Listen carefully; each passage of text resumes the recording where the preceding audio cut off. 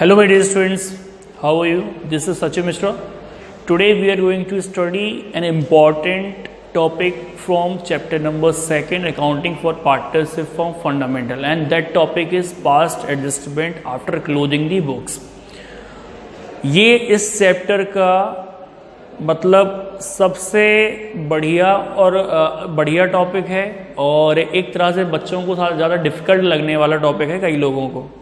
But अगर आप इसको बहुत ही सिंपल तरीके से समझना चाहते हो तो वीडियो को अंत तक जरूर देखिएगा, एंड तक देखिएगा और सीखिएगा किस तरीके से इसके क्वेश्चन सॉल्व करने हैं हमें। ठीक है, जो सबसे सिंपल मेथड होगा मैं उस तरीके से आपको बताऊंगा कि किस तरीके से इसके क्वेश्चन सॉल्व करे जाएंगे, क्या प्रोसीजर आपको अडॉप्ट करना है। तो सबसे पहली बात आती है कि हमें पास्ट एडजस्टमेंट करने पड़ रहे हैं आफ्टर क्लोजिंग दी बुक्स। आखिर बुक्स क्लोज हो चुकी, पार्टनर्स के जो फाइनेंशियल स्टेटमेंट है पार्टनरशिप फर्म के वो बन चुके हैं, और उसके बाद में फिर हमें एडजस्टमेंट क्यों करना पड़ेगा? क्योंकि हमने कुछ एरर्स कर रखे होंगे, कुछ ओमिशन कर रखे होंगे, तो हमें एरर और ओमिशन को रेक्टिफाई करना होगा। तो वो रेक्टिफाई करने का प्रोसीजर क्या है वो समझते हैं। तो यहाँ पे सबसे पहले बात की जाए तो sometimes after closing the accounts of partnership firm, इसका मतलब क्या हुआ कि after preparing the financial statement of partnership firm. Financial statement का मतलब उन्होंने trading, profit and loss appropriation account, partners capital account and balance sheet ये सब बना चुके हैं। उसके बाद में फिर कुछ एरर्स मिल रही हैं, उनको रेक्टिफाई हमें करना होगा। तो सम एरर्स और omission in the accounts of earlier years are notice. कुछ एरर और ओमिशन जो पहले हम कर चुके हैं वो नोटिस की बाद में हम नोटिस कर रहे हैं, जैसे कि इंटरेस्ट ऑन कैपिटल या फिर interest on drawing is omitted. आपने इंटरेस्ट ऑन कैपिटल नहीं लगाया, मान लो अलाउ नहीं किया एप्रोप्रिएशन में, प्रॉफिट बांट दिया तो ज़्यादा प्रॉफिट बढ़ गया, सीधी सी बात। या आपने इंटरेस्ट ऑन ड्राइंग चार्ज नहीं किया, एप्रोप्रिएशन में लिखा ही नहीं है और प्रॉफिट बांट दिया, तो उस कंडीशन में कम प्रॉफिट गया है। ठीक है, मतलब कुछ ना कुछ डिफरेंस अमाउंट में आएगा। या फिर क्या लिखा है, अलाउड और चार्ज एट हायर और लोअर रेट, या आपने अलाउ तो किया है या चार्ज तो किया है लेकिन वो हायर या फिर लोअर रेट से कर गए, तो ये भी एक एरर है। फिर आगे क्या कि प्रॉफिट और losses are distributed among the partners in a wrong ratio, ये भी एरर हो सकती है कि जो प्रॉफिट आपने रॉन्ग रेशियो में डिस्ट्रीब्यूट कर दिया, कि मान लो कि प्रॉफिट डिस्ट्रीब्यूट होना था कैपिटल रेशियो में और आप इक्वल रेशियो में डिस्ट्रीब्यूट कर गए, या फिर एक पर्टिकुलर रेशियो था मान लो 1:2, आपने उसमें ना करके इक्वल में कर गए या कैपिटल रेशियो में कर गए, तो इस टाइप की एरर्स हो जाती हैं। यानी कि प्रॉफिट को डिस्ट्रीब्यूट करते समय तो उन एरर को कैसे रेक्टिफाई करना है तो वो चीज सीखिएगा। तो these errors and omission are rectified by adjusting the capital account of the affected partners. तो यहाँ पे हम लोगों को क्या करना है, इस लाइन पे खास गौर करिएगा, इनको एरर्स को हमें रेक्टिफाई करना है। These errors and omission are rectified, कैसे रेक्टिफाई होंगी? By adjusting the capital accounts of the affected partner. तो जो अफेक्टेड पार्टनर होंगे उनके कैपिटल अकाउंट को एडजस्ट करके, और उसके लिए हमें क्या करना पड़ेगा? उसके लिए हमारे पास दो ऑप्शन है, by passing an adjustment entry, केवल एक एडजस्टमेंट एंट्री नेट इफेक्ट से पास कर दें, या फिर एडजस्टमेंट एंट्रीज पास करें सभी के लिए। तो जो ऑप्शन बेटर है, हालांकि एन एडजस्टमेंट एंट्री ज़्यादा सुटेबल रहती है, केवल एक आपको सिंगल एंट्री बना के आप कर लेंगे सेटल अकाउंट्स को।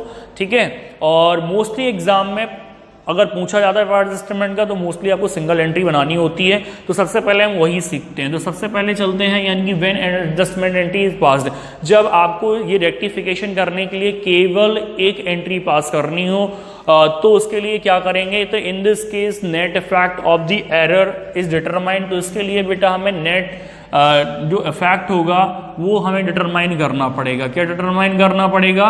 नेट इफेक्ट डिटरमाइन करना पड़ेगा। Net effect of the errors is determined and an adjustment entry is pass. उसके बाद हम एक एडजस्टमेंट एंट्री पास कर देंगे बाय डेबिटिंग और क्रेडिटिंग द पार्टनर्स कैपिटल और करेंट अकाउंट, और उसमें किसी पार्टनर को डेबिट करना होगा नेट इफेक्ट से, किसी पार्टनर को क्रेडिट करना पड़ेगा। ठीक है, अब यहाँ पे बात करते हैं कि इसके लिए कौन सा प्रोसीजर अडॉप्ट किया जाए। तो सबसे पहली बात स्टेप 1 में आते हैं कि an analytical table can be prepared.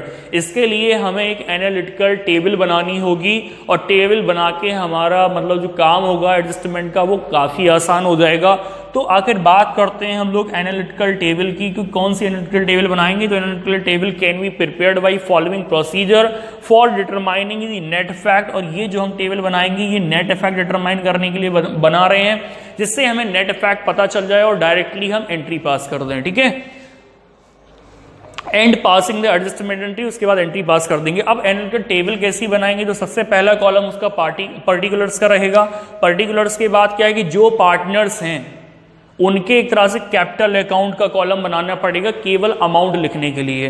तो जैसे ए पार्टनर है तो एज कैपिटल या करेंट अकाउंट। कैपिटल अकाउंट आप जब लिखोगे जब फ्लक्चुएटिंग कैपिटल अकाउंट मेथड हो, और करेंट अकाउंट आपको जब लिखना है कि जब फिक्स कैपिटल अकाउंट मेथड हो। और क्वेश्चन में कुछ नहीं लिखा है तो केवल कैपिटल अकाउंट लिख देंगे। तो एज कैपिटल अकाउंट, फिर इसके अलावा बीस कैपिटल अकाउंट, अगर मान लो एक और पार्टनर होता सी तो सीज कैपिटल अकाउंट हो जाता। इसके अलावा एक फर्म का बना लेंगे प्रॉफिट एंड लॉस एडजस्टमेंट, यानी कि सेम आपको माइंड में रखना है। प्रॉफिट एंड एडजस्टमेंट का मतलब है प्रॉफिट एंड लॉस एप्रोप्रिएशन दिमाग में रखना है, ठीक है बस।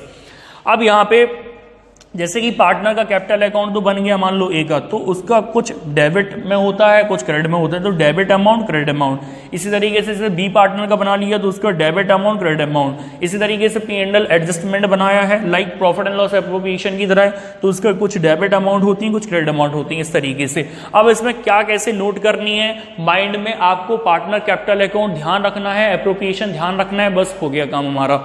तो यहाँ पे जैसे कि अगर इंटरेस्ट ऑन कैपिटल लगाना भूल गए हैं, क्या लगाना भूल गए हैं, इंटरेस्ट ऑन कैपिटल, तो इंटरेस्ट ऑन कैपिटल को आप ध्यान करके मुझे बताइएगा कि इंटरेस्ट ऑन कैपिटल को पार्टनर्स कैपिटल में कहाँ लिखते हैं। तो पार्टनर्स कैपिटल या करंट अकाउंट में हम लोग कहाँ लिखते हैं, क्रेडिट में लिखते हैं, ठीक है। जबकि प्रॉफिट एंड लॉस एप्रोप्रिएशन में इंटरेस्ट ऑन कैपिटल कहाँ लिखा जाता है, डेबिट में लिखा जाता है। तो इन दोनों का जो टोटल आएगा वो यहाँ पे डेबिट में लिखा जाएगा एप्रोप्रिएशन के। अब बात करते हैं जैसे मान लो कि पार्टनर्स की सैलरी लिखना भूल गए थे, ठीक है, किसी को सैलरी अलाउ करना भूल गए थे, तो मान लो कि ए को नहीं दी तो ए को तो मिलेगी, एप्रोप्रिएशन में तो डेबिट में जाएगी, लेकिन पार्टनर कैपिटल या करंट अकाउंट की क्रेडिट में जाएगी, ठीक है।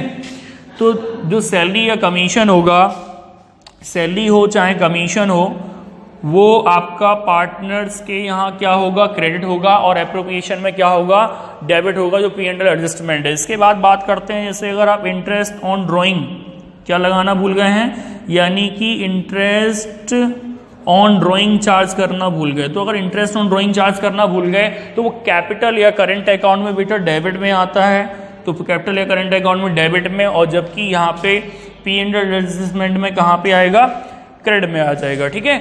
अब बात करते हैं, केवल ये चीजें थी बस। तो देखो सिंपल तरीका है, आपको क्या करना है, आप क्या करना है, नेट इफेक्ट कैसे निकालेंगे उसकी तरफ चलते हैं। तो पहले आपको क्या करना है, जैसे P&L एडजस्टमेंट, मान लो ये P&L एप्रोप्रिएशन है, तो इसका ये डेबिट आ रहा और ये क्या आ रहा, क्रेडिट। तो आपको डेबिट में से क्रेडिट माइनस कर देना, डेबिट में से क्या कर देना है, माइनस, क्रेडिट माइनस कर देना। अब डेबिट में से आपने क्रेडिट माइनस कर दिया, तो डेबिट वाली अगर वैल्यू ज्यादा है, क्रेडिट वाली वैल्यू कम, तो क्या हो जाएगा, लॉस। तो जो डिफरेंस आएगा इस अमाउंट में, ठीक है, कौन सी, P&L एडजस्टमेंट वाले में, अगर डेबिट ज्यादा है क्रेडिट कम तो क्या आ जाएगा, लॉस। तो यहाँ पे लिख देंगे loss transfer to partner capital account, या लॉस डेबिटेड, उनके रेशियो में डेबिट कर देंगे, पार्टनर्स के यहाँ डेबिट कर देना, और एप्रोप्रिएशन में कहाँ लिख देना, क्रेडिट में लिख देना, मतलब एडजस्टमेंट में।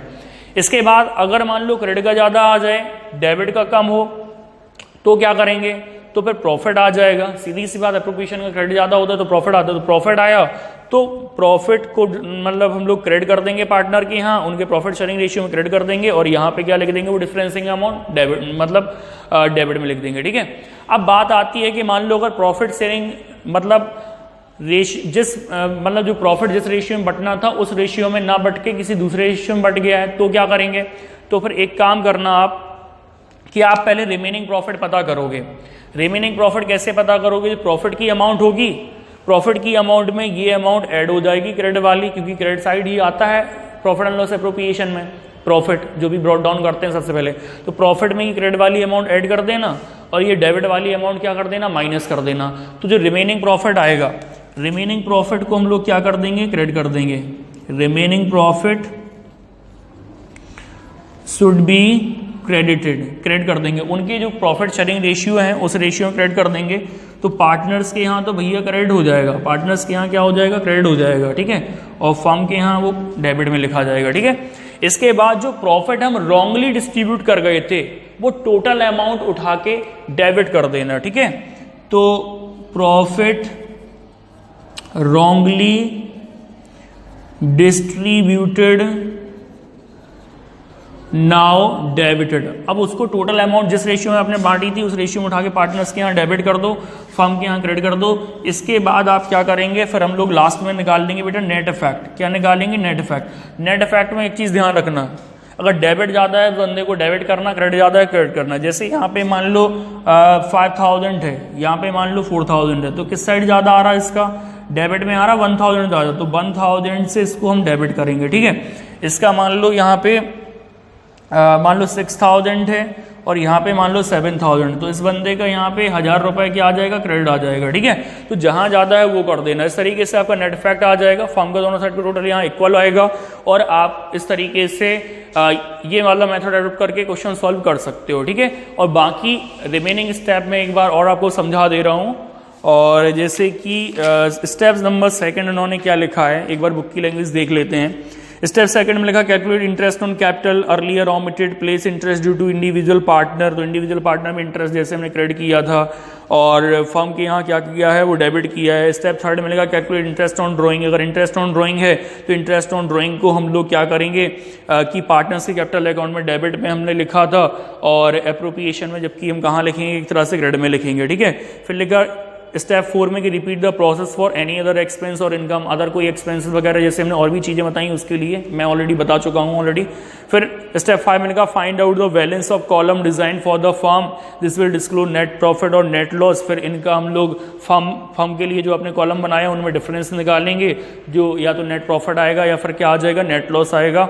फिर लिखा है कि डिवाइड प्रॉफिट और लॉस, उसको हम लोग डिस्ट्रीब्यूट कर देंगे उनके प्रॉफिट शेयरिंग रेशियो में, तो पार्टनर के यहाँ क्रेडिट हो जाएगा, फर्म के यहाँ डेबिट हो जाएगा अगर प्रॉफिट होगा तो। और फिर इसके बाद हम लोग बैलेंस निकाल लेंगे पार्टनर्स के, डेबिट और क्रेडिट में डिफरेंस निकालेंगे। अगर डेबिट ज़्यादा तो डेबिट कर दो उस बंदे को, क्रेडिट ज़्यादा क्रेडिट कर दो, उसके लिए एक एडजस्टमेंट एंट्री बना दो, तो वही चीज़ हो गई। और इसके जो भी क्वेश्चंस हैं वो हम नेक्स्ट वीडियो में डिस्कस करेंगे। Thanks for watching this video and don't forget to subscribe my channel. Thank you.